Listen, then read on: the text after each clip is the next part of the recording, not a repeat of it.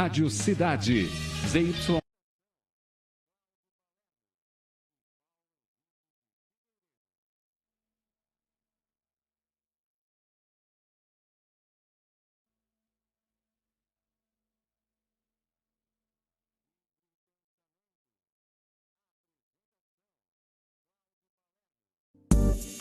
Livre Pensamento. Apresentação: Cláudio Palermo e Paulo Henrique de Figueiredo.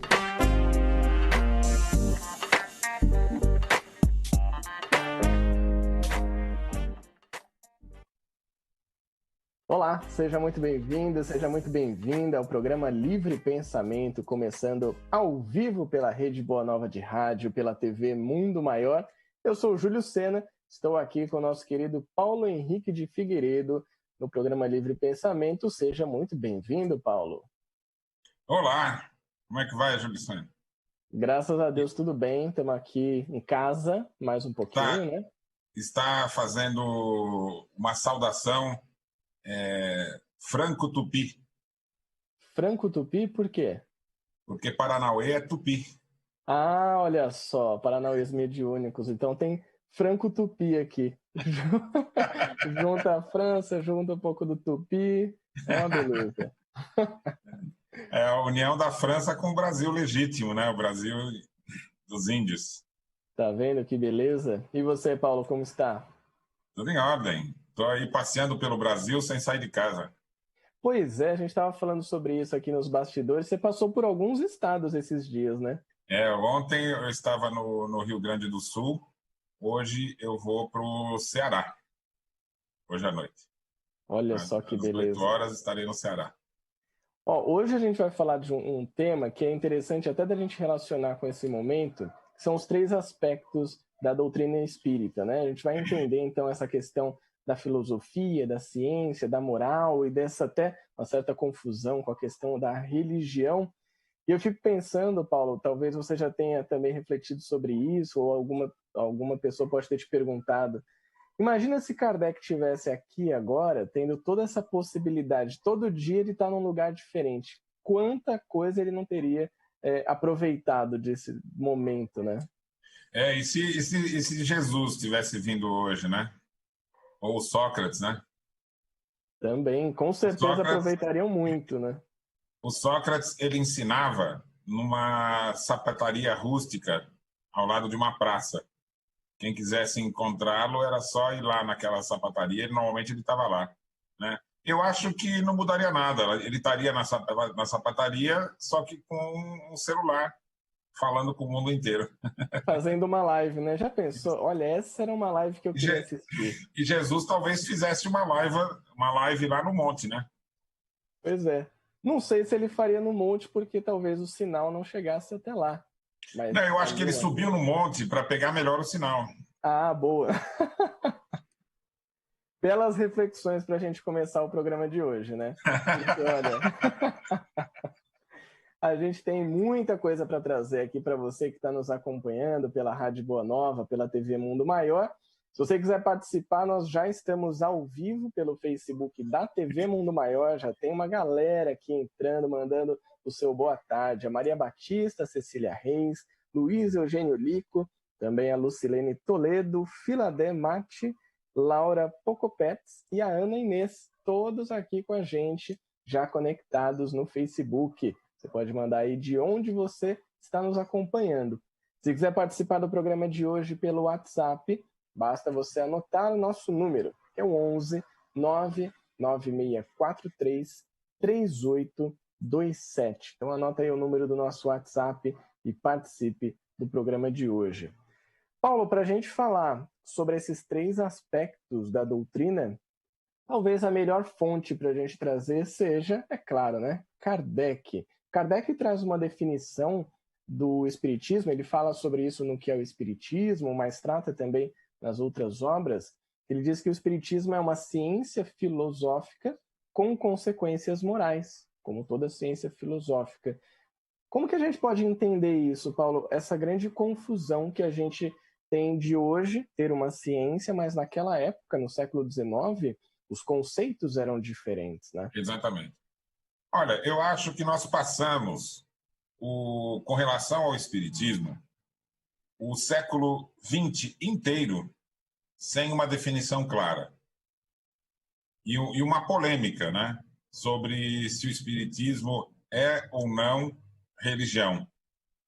E eu estou hoje convicto de que ainda falta divulgar melhor as mais recentes informações, mas esse debate deixou de ser polêmica. Ele está absolutamente bem resolvido. Então, veja só, em nenhum lugar de toda a sua obra, por isso que é importante a gente ler Kardec, para a gente saber o que ele disse e poder também saber o que ele não disse. Você vê que são duas informações importantes. E para você saber tudo o que ele disse, você tem que ler tudo. E para saber o que ele não disse, você tem que conhecer tudo para dizer, olha, isso não tem lá. Então, eu posso afirmar aqui, nunca Kardec definiu o Espiritismo como ciência, filosofia e religião. Né? Ele chegou a definir enquanto ciência, ele definiu enquanto filosofia, né? E também ele definiu que os indivíduos podem vivenciar os ensinamentos espíritas como se fossem a sua religião. Mas ele nunca afirmou que o Espiritismo fosse uma religião. Em verdade, ele faz uso de uma expressão que só é possível compreender no contexto da época, porque era uma expressão usada na época, que é ciência filosófica. E aí ele faz a seguinte afirmação: o Espiritismo é uma ciência filosófica com consequências morais, como todas as ciências filosóficas. Aí, e não dá para desculpa deduzir essa explicação, o que significa isso. Você tem que buscar o significado na época.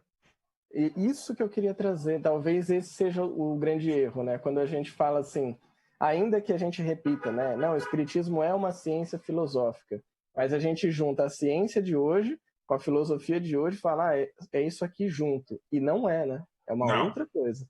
Não, é uma expressão que se refere a uma disciplina que existia na universidade e também nos colégios. Como a gente fala química, física, ou você vai para a universidade, por exemplo, eu fiz administração e tinha uma disciplina que era administração do capital permanente. Então, esse é o nome de uma disciplina, né? Administração do capital permanente. E você precisa conhecer um pouco ali do que trata a administração para entender o que significa essa disciplina, que recorte que ela faz da questão da administração. Né? Então, aí, essa expressão ela só dá para entender no contexto da administração de empresas. Da mesma forma que ciência filosófica, você vai só entender no contexto do conhecimento na universidade da época de Kardec, ali na primeira metade do século XIX. E é sobre isso que a gente vai falar hoje, né, João? Muito bom, exatamente sobre isso. Então, você que já está aqui conectado com a gente, conectada, pode mandar suas dúvidas também. Esse é um programa que ele vem trazer um esclarecimento muito importante de como a gente compreende o Espiritismo. É muito comum, como o próprio Paulo falou, que a gente repita aquela trinca de ciência, filosofia e religião. Isso virou quase como um mantra, né? A gente repete muitas vezes sem pensar exatamente o que significa. Temos mais participações por aqui, Paulo, no nosso Facebook. Aqui com a gente também a Ludmar Bezerra. Estou lhe acompanhando neste tour virtual. Hoje estará na minha região, Nordeste, moro em Natal. A Ludmar está te acompanhando, Paulo. Que legal. Tem muita gente aí acompanhando as lives, né? E aí de casa mesmo, né? Normalmente, quando a gente faz um evento, a maioria deles ele é filmado e depois colocam na rede, né? As lives não, você está interagindo ao vivo ali com o público, né? Em tempo real, até comendo uma pipoquinha em casa, né? Aqui com a gente também a Karine Pederneiras. Boa tarde, falo de Porto Alegre, olha só. Muito frio. Você esteve no Rio Grande do Sul ontem, eu estive sábado e realmente o pessoal estava com muito frio lá, né? Tava. O pessoal estava tomando chimarrão, estava agasalhado. E aqui a gente estava com 24 graus em São Paulo. A hora que eu entrei na live, até me perguntaram, você não tá com frio, você tá de camiseta? Eu falei, então, gente, estou em São Paulo ainda. É uma transmissão ao vivo, né? Aqui com a gente também a Maria Isabel, Rosana, Marcos Vital, lá de Solânia, Paraíba, a Iracema Solange também, o Roberto Carlos Ferreira, de Mogi Guaçu. O Daniel Rosa, ele já trouxe aqui uma questão, Paulo, eu queria compartilhar essa questão com você, talvez isso ajude a gente a compreender alguns aspectos do que a gente está falando. Ele disse o seguinte: boa tarde, amigos. Se a ciência em Kardec é o livro dos médiuns, a filosofia, o livro dos espíritos, e a religião, o Evangelho segundo o Espiritismo, na obra complementar com Chico Xavier, seria a ciência com André Luiz, a religião e a filosofia com Emmanuel? Então ele faz aqui uma relação, talvez até nesse entendimento antigo de ciência e filosofia, né? Que a gente está trazendo um esclarecimento aqui. Exato. Então veja, existe você pode dizer ciência espírita. Então é a ciência que vai tratar das comunicações dos espíritos e dos ensinamentos dos espíritos superiores, que vão nos explicar de onde viemos, né, o que somos e para onde vamos. Então isso é ciência espírita. É o que é específico do espiritismo. Mas quando Kardec usava a expressão ciência filosófica, ele estava associando o espiritismo com a ciência de seu tempo. Então existem duas diferenças fundamentais do nosso tempo com relação ao tempo de Kardec. Eu vou pontuar as duas para que fique mais claro entender o que eu vou explicar em seguida. Primeira diferença. Hoje, quando a gente fala em ciência, em produção de ciência, a gente vai pensar nos institutos, nas universidades, nas academias. E há hoje praticamente um dogma estabelecido de que toda ciência adota o materialismo como sendo a sua base fundamental.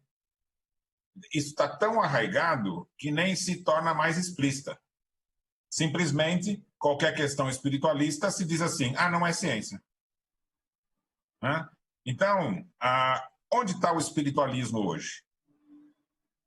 Ele está, como a filosofia não é muito divulgada, ela está na filosofia, mas na sociedade como um todo não aparece.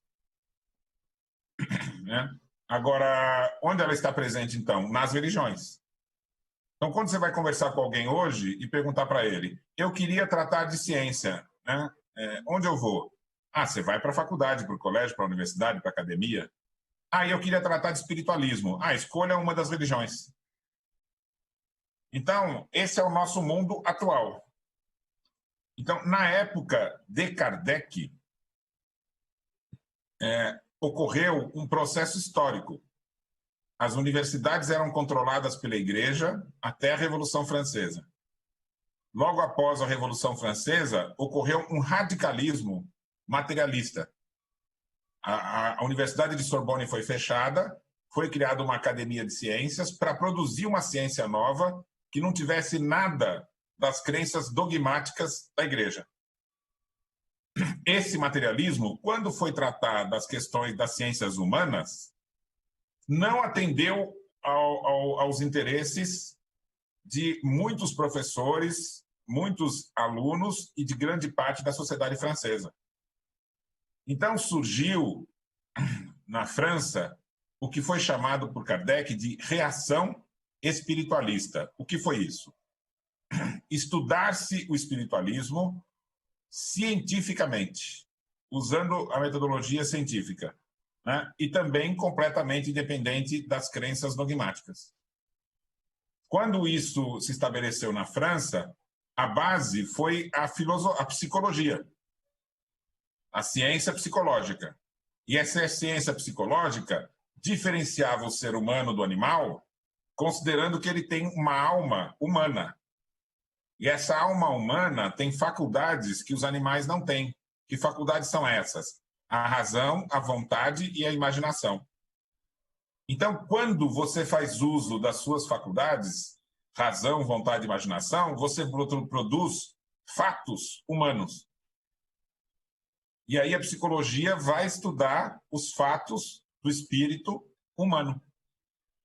Então surge isso na universidade, faz um sucesso tremendo. Logo no início eles descobrem que essas faculdades podem produzir desenvolvimentos próprios. Por exemplo, a razão vai produzir o conhecimento em si e que tem que se usar o método para isso. A vontade vai produzir uma nova moral, que não é uma moral condicionada por castigo e recompensa, mas a moral que você escolhe quais os atos você considera mais convenientes. E a referência é a sua consciência, é interna, então é uma moral autônoma. Em terceiro lugar, a estética, né? Que nasce da imaginação. Então, aí sim vai surgir a estética e o direcionamento do belo. Então, por ser espiritualista, essas ciências têm como referência a Deus. E Deus vai ser o sábio, o bom, o belo, que é justamente o que a gente vai tentar alcançar com as faculdades humanas. Então, na universidade, que era dividida na França entre ciências exatas, naturais e morais. Agora, não é moral de moral como a gente tem de regras de comportamento. É moral de fatos humanos. Então, é o que a gente chama de ciências humanas hoje. Então, as ciências exatas era matemática e as ciências naturais, enquanto física e química, se baseavam na matemática. E as ciências humanas não, elas tinham um campo próprio de conhecimento e um método próprio. Então, essa é a condição da ciência da época de Kardec. Tá certo, Júlio? Agora, então haviam dois tipos de espiritualismo. As religiões, que se fundamentavam na crença dogmática e na fé cega, né? Porque você não vai usar a razão para discutir aquelas questões. E o espiritualismo racional, chamava-se assim, que era essa psicologia e as ciências filosóficas implantadas na universidade, que tratavam o espiritualismo usando a razão, né? Então, é outro campo de conhecimento, né? Quais eram as ciências filosóficas? A psicologia, a estética, a moral teórica e prática, né? A busca do método, o que seria hoje metodologia científica. Então, todas essas eram disciplinas na universidade que se compunham em ciências filosóficas que faziam parte do campo das ciências morais, enquanto que tinha um outro campo que era das ciências exatas e naturais. E olha que interessante, essas ainda se mantinham sob uma orientação materialista, enquanto que as ciências morais e as ciências filosóficas se mantinham sob uma orientação espiritualista racional. Psicologia, ou seja, à parte as crenças filosóficas.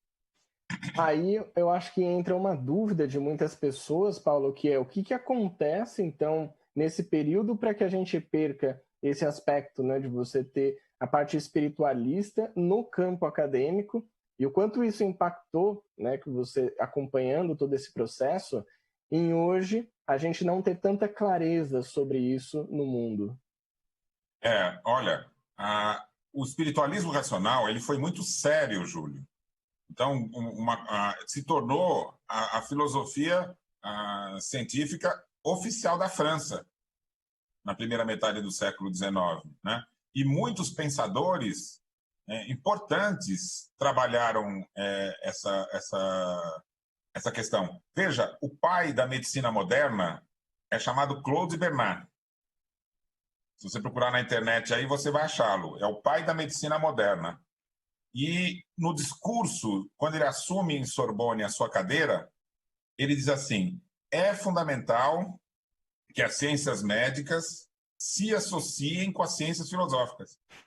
Ou seja, para compreender o ser humano como um todo, nós temos que estudar a anatomia, a fisiologia, mas também a psicologia espiritualista. Porque eu posso estudar o ser humano em partes, mas ele como um todo tem algo mais do que a própria fisiologia permite conhecer. Então você vê que ele era um homem ali do final do século, Júlio, antenado com os rumos que deveriam tomar. Então eu sempre conto, Júlio, que teve uma ruptura. A igreja se uniu com os acadêmicos materialistas e com políticos, e conseguiram, durante ali no final do século XIX, por decreto, tirar ciências filosóficas da escola. E eu tenho um depoimento, Júlio, de um ministro da Educação desse período, que era dos anos 70, e ele estava dizendo assim,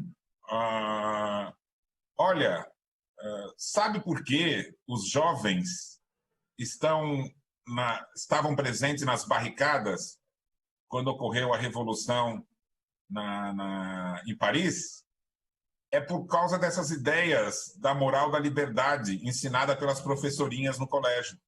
Olha, isso está dando uma falsa entendimento da vida para os jovens e eles se associaram aos operários. Então temos que acabar com essas ideias equivocadas. Então veja, a moral da liberdade dizia que o indivíduo deveria se conduzir por si próprio. Ele devia compreender para escolher o que deveria fazer. Enquanto que as igrejas ensinavam, olha, você tem que ser submisso. Né? Kardec vai dizer, as religiões foram fundamentadas na fé cega e na obediência passiva. Ou seja, não use a razão e não use a vontade como instrumento da escolha. Então, veja que esse espiritualismo racional que surgiu na França e que teve começo, meio e fim, e que se tornou a base do espiritismo, é uma revolução. Uma revolução das ideias, como diz Kardec, né? Que o espiritismo faz parte. Então, veja só. Me permite ler um trecho aqui de Kardec, Lu? Por favor. Então, tá assim, olha. Talvez nos contestem a qualificação de ciência que damos ao espiritismo. Ele não poderia, sem dúvida, em alguns casos, ter os caracteres de uma ciência exata. Está precisamente o erro daqueles que pretendem julgá-lo e experimentá-lo como uma análise química, como um problema matemática.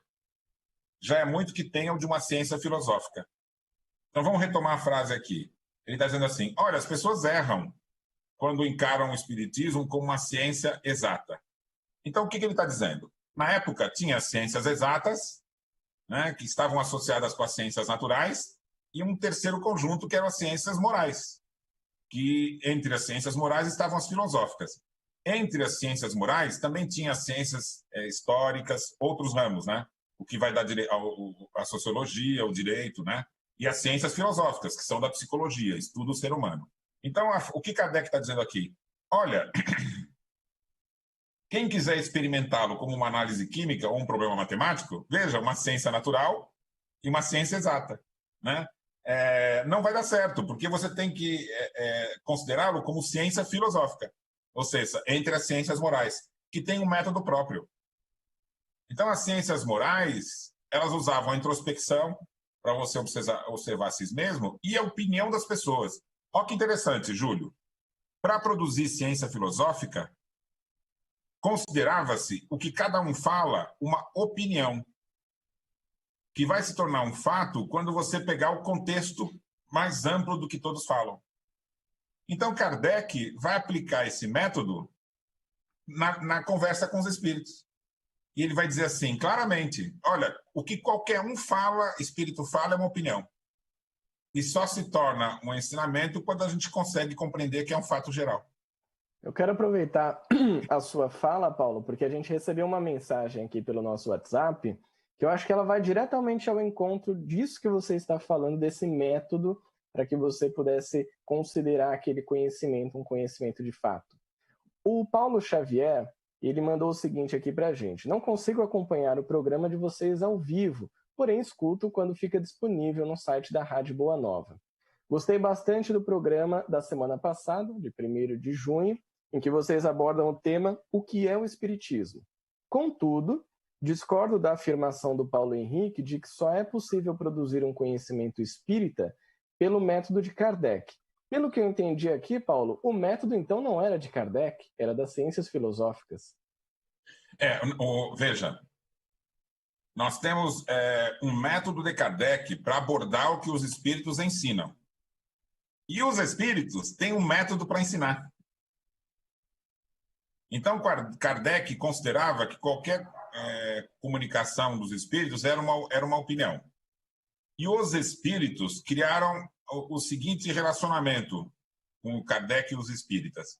Olha, quando a gente for oferecer um conceito novo, e a gente vai analisar o momento certo de fazer isso. Nós vamos oferecer esse conhecimento novo para vários médiums, em várias partes do mundo, simultaneamente. Cada espírito falando do seu jeito. Mas o conteúdo vai ser único. Então, esse método é o método da universalidade do ensino dos espíritos. Então, só usando esse método, a gente pode caracterizar que trata-se de um conceito doutrinário. Ou seja, a doutrina espírita, ela se estabelece por meio de uma ciência. E essa ciência tem métodos próprios.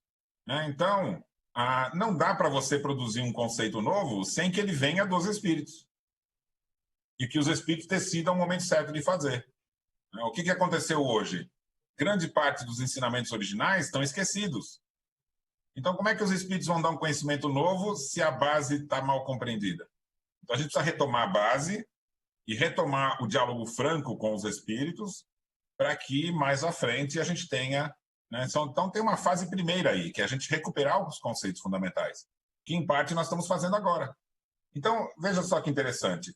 Em outro momento, Kardec vai voltar a falar do espiritismo e ele vai falar da questão de ser ou não a questão da religiosidade, né? Será que ele também dialoga com a questão com as religiões? Então, veja, para a época de Kardec, todas as religiões eram fundamentadas em crenças dogmáticas. E o espiritualismo racional, não. Ele era fundamentado num conhecimento científico. Então, Kardec vai dizer assim, num outro artigo, de 59, o espiritismo, como eu disse, está fora de todas as crenças dogmáticas, com as quais não se preocupa. Não consideramos senão como uma ciência filosófica, que nos explica uma multidão de coisas que não compreendemos. E por isso mesmo, em lugar de abafar em nós as ideias religiosas, como certas filosofias, falas nascer naqueles em que não existem. Mas quereis, por toda a força, elevá-lo à categoria de religião. Vós mesmos o empurrais para um caminho novo. Ele estava discutindo com um padre. E o padre queria qualificar o espiritismo como religião. E aí Kardec fala, o espiritismo não é uma religião. Ele não tem nada a ver com crenças dogmáticas. Ele tem a ver com o entendimento do que é o ser humano. Essa bandeira já era anterior ao espiritismo. A França conhecia muito bem isso. O espiritualismo racional estuda o ser humano e o compreende. Né? E isso é um novo conhecimento que a humanidade tem, né, sobre si mesmo. Isso não tem nada a ver com religião. Quem quiser ter religião, tem a sua. Quem quiser adotar uma crença dogmática, adote.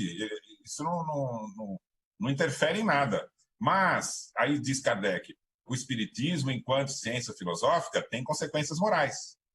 Mas essas consequências morais vão num caminho inverso das religiões. Porque enquanto as religiões faziam uso da fé cega e da obediência passiva, o espiritismo, enquanto ciência filosófica, a moral que tem como consequência dessa ciência filosófica não é essa moral dogmática, que vai fazer o indivíduo ficar com medo de Deus. Eu estou aqui para obedecer a Deus, senão ele me castiga mais. Como se a vida fosse um castigo de Deus. O espiritismo demonstra que nós estamos aqui no mundo para desenvolver as nossas faculdades, que é o quê? A inteligência, o domínio da vontade, que acaba por ser o livre-arbítrio, e a capacidade criativa, que vem da imaginação. Então, se você pensar como as religiões pensavam, o objetivo é todo mundo ficar igual, obediente e aceitar sem discutir.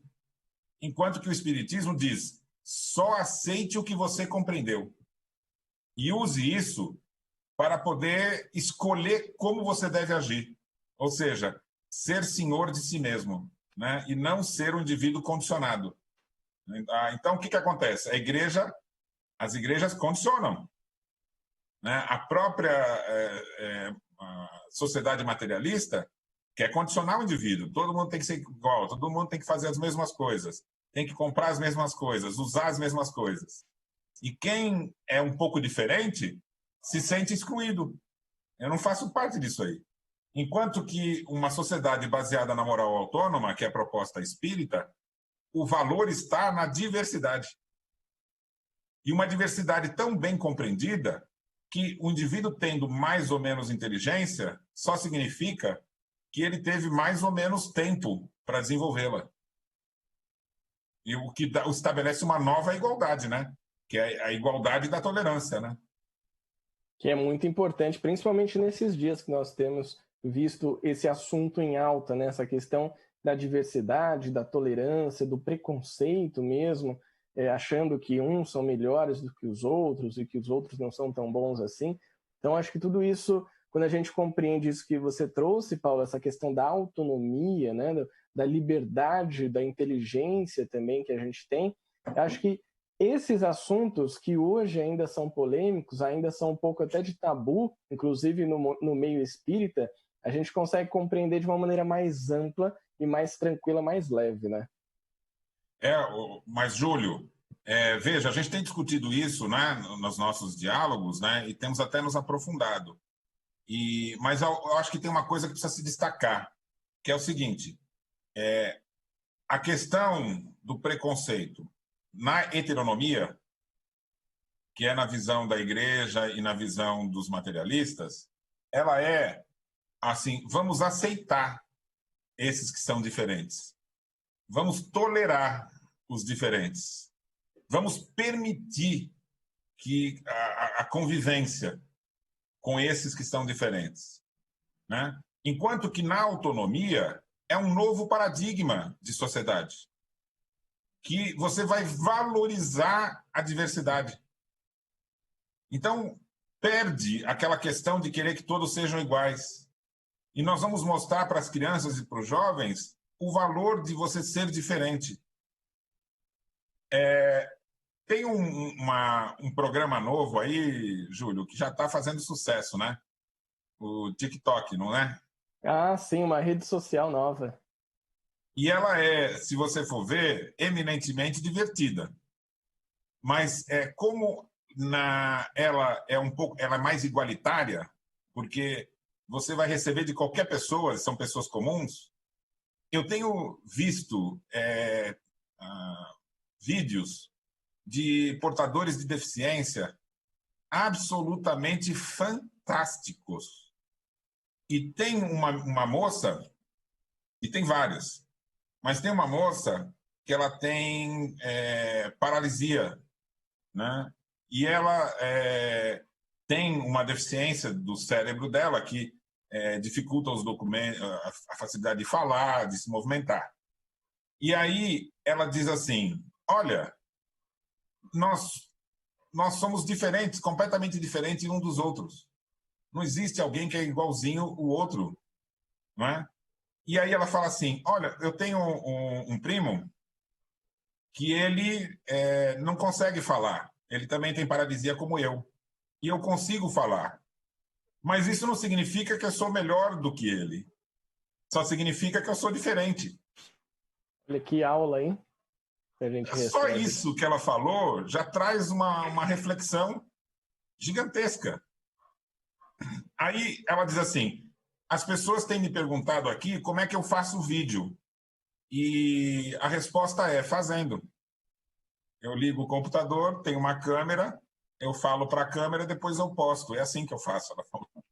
Olha só, que sensação. Você está muito moderno, hein, Paulo? No TikTok, agora eu gostei de ver, hein? Paulo super moderno aqui com a gente. Ô, Paulo, mas eu estou me divertindo e aprendendo com essas... Fizeram uma musiquinha, né? Nesse programa também tem um hábito de você pegar uma musiquinha e faz um vídeo correspondente, né? Aí tem uma música que é assim, ela é toda perfeitinha. Você já ouviu isso? Essa eu ainda não ouvi. Você não tá tão moderno assim, né? Não tô menos moderno que você no TikTok. E aí tem vários vídeos de mãe com uma criança com deficiência, né? Ou autista, ou com síndrome de Down, e ela se abraçando e cantando essa música, né? Ela é toda perfeitinha e ela é toda minha. Olha Então, só que legal, né? eu acho que são... cada vídeo desse, ela é um vídeo de esperança, né? E você vê que quando a gente estuda autonomia, essas pessoas estão ensinando autonomia. Então, essa moça que eu contei do primo, ela deu uma lição de autonomia, da valorização da diferença, da diversidade. E tenho certeza absoluta que ela não leu Kardec. Então, vem confirmar o que Kardec sempre disse: o Espiritismo não veio fazer a transformação moral da humanidade, ele surgiu no momento que essa transformação está para ocorrer. Então, essas manifestações da questão da autonomia vão ocorrer na sociedade como um todo, no mundo. O Espiritismo só vem dar uma base científica para explicar o porquê disso e que esse é o futuro. Muito bom. Quero trazer algumas participações aqui também, Paulo, que está bombando o nosso Facebook, um monte de gente mandando mensagem aqui. O Cláudio Júnior, que é lá de João Pessoa, na Paraíba, ele fez uma pergunta. Ele disse o seguinte: a conclusão, após os livros de recuperação, como o Paulo insiste em ratificar, é que sem contextualizar é impossível entender o espiritismo primitivo.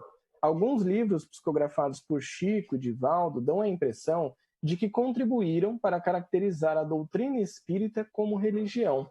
Essa hipótese é um erro de percepção meu? É o Cláudio que pergunta. Olha, existe um livrinho do Chico Xavier que sempre foi o meu livro de cabeceira desde jovem. É esse livro aqui, ó. Pensamento e Vida, muito bom. Então, esse livro aqui, quando eu tinha uns 16, 17 anos, eu não entendi nada quando eu li. E ele é muito pequeno. É um livrinho nesse tamanho aqui, ele tem 100 páginas, com letras muito grandes, né? Esse livro, ele vai falar o espelho da vida, vontade, cooperação, instrução, educação, diferenciando os dois, fé, trabalho, associação, sugestão, entendimento, diferenciando, né, berço, família, filhos, assim por diante. Bom, esse livro é um tratado de autonomia. Ele vai explicar as diferenças entre o condicionamento. Ele vai demonstrar que você tem que buscar os valores dentro de você mesmo, né? Que a orientação da moral está dentro de nós. E, no prefácio, esse livro aqui é do Chico Xavier, pelo Espírito de Emmanuel. E ele vai dizer que a autoria do livro não é dele, né? Ele diz o seguinte: perguntou-nos, coração amigo, se não possuíamos algum livro no plano espiritual suscetível de ser adaptado às necessidades da Terra, né? E aí ele disse o seguinte: que existe uma singela cartilha falada de que dispomos em nossas tarefas, junto aos companheiros em trânsito para o berço, utilizada em nossas escolas de regeneração entre a morte e o renascimento. Então, é um conteúdo que serve para orientar os espíritos que estão no seu processo de desenvolvimento, de como eles devem agir nessa oportunidade nova da encarnação. E o livro é um tratado de autonomia. Só que esse livro aqui, ele foi escrito em 58. Ou seja, 100 anos depois, né, da proposta de Kardec, e não havia nenhuma recuperação ainda do espiritualismo racional e dessas questões todas. É interessante saber que, em 58, o Chico já sabia das questões da adulteração, assim, da deturpação do espiritismo pelo Le Marie. Ele já conhecia ali os manuscritos do Canuto, e eles ainda estavam fazendo silêncio. Mas era impossível o conhecimento da autonomia estar tão claro para a época. Eu acho que o próprio Chico não tinha ainda uma noção clara disso. Pelo menos ele não era explícito nisso. Mas os espíritos sempre fizeram a proposta da moral autônoma. E isso aqui é uma prova disso, que merece um estudo mais aprofundado para a gente entender essa transição. Então, até a questão da autonomia, ela é um método para você diferenciar quem está trazendo o ensinamento verdadeiro, quem está trazendo o ensino falso, né? Se você for pegar, por exemplo, os 4 evangelhos de Rustang, Júlio, ele vai dizer assim: a finalidade da vida na Terra é castigar os espíritos. Deus castigar os espíritos que o desobedeceram. Ou seja, não tem finalidade o planeta se tornar um planeta melhor. Porque a finalidade é o espírito sair daqui, porque aqui é a terra do castigo, do sofrimento. Nunca vai melhorar, né? Não. Então, o Kardec vai dizer assim: o espírito que vive uma condição difícil após a morte é em função da sua imperfeição. Porque o sofrimento moral só dura enquanto dura a sua imperfeição. Quando você vai pegar os 4 evangelhos de Rustang, ele diz assim: quando você comete um erro na sua trajetória evolutiva no mundo espiritual, Deus faz com que você caia para as trevas, para sofrer até que você peça perdão a Deus. Aí ele deixa você reencarnar para sofrer agora, para poder voltar a viver junto aos bons espíritos. Ou então, seja, é uma teoria sofrimento de quebra. atrás de sofrimento, né? Ou seja, você vai para um ambiente ruim no mundo espiritual por castigo de Deus, e não o que Kardec fala, que é por uma sintonia da condição que você criou para si mesmo. Então, no que fala os 4 evangelhos, e também as religiões dogmáticas, porque ela só repete as religiões dogmáticas, Deus estaria determinando para onde você vai, como castigo ou como recompensa. E, segundo o Espiritismo, você está lidando com uma lei natural. E você se sente bem e feliz porque conquistou isso, ou você está em sofrimento porque ainda não superou a imperfeição. E todos que adquiriram imperfeição vão superar. Então, Kardec ele era tão consciente da teoria que ele estava propondo moral, que quando na Gênese ele vai falar daqueles que combatem as ideias, né, libertadoras, que é a proposta do Espiritismo, eles um dia se somarão à causa. Então, é muito legal a gente ver o Kardec usando sua própria teoria, né? Ele não condena os inimigos da causa. Ele diz: não se preocupem, mais tempo ou menos tempo, eles se somarão à causa. Que é o que o Espiritismo propõe. Todos vão se tornar bons espíritos. Lembra até um pouco a história de Paulo de Tarso, né? Que se somou a essa causa em um determinado momento. Exatamente. O Paulo, a gente está chegando aqui ao final... Vale a pena, viu, Júlio? Vale a pena estudar os métodos dos paranauês mediúnicos de Kardec, viu? Adorei. Paulo, já estamos chegando aqui ao final do nosso programa. A Selma Pache no Facebook, ela falou: eu estou compreendendo, pois você discorrendo com uma clareza extraordinária. Parabéns. Qual é o nome dela? É a Selma. Oi, Selma. Você nos deixou muito felizes, porque valeu a pena ter feito esse nossa live de hoje, não é? Sem dúvida. Uma pessoa olha, esclarecida é uma conquista extraordinária. Com certeza, e tem muitas pessoas aqui. Claro que a gente não consegue trazer todas as perguntas, as participações, mas eu já deixo aqui nosso carinho, nosso agradecimento a você que nos acompanhou. E se você quiser contribuir para essa missão da Fundação Espírita André Luiz, é muito fácil. Tem um link no Facebook, já está disponível aí na descrição do vídeo, que é o feal.colabore.org. Mas você pode... Tem os livros também, né? E temos os livros também, né? São toda a venda desses livros contribuem todas para a FEAL, né? Exatamente. O livro Mesmer, o livro Revolução Espírita e também o livro Autonomia, que você encontra lá no site da Mundo Maior. E a Gênese também. E a Gênese também, é claro. A nova edição, a edição restaurada, né, da primeira versão da Gênese, em mundomaior.com.br você encontra. Se quiser colaborar de outras maneiras, feal.colabore.org. Paulo Henrique de Figueiredo, muito obrigado. Hoje aprendemos um pouco mais sobre o verdadeiro Espiritismo. Adorei, obrigado. Até a próxima. Júlio e amigos que nos acompanham. E fica aqui o nosso agradecimento a toda a equipe técnica, Fernanda Lima, Rogério Palma, na produção Regina Prata e Bruna Paz, e na telefonia a Solange Ribeiro com a gente. Grande abraço e até semana que vem com mais programa Livre Pensamento ao vivo para você.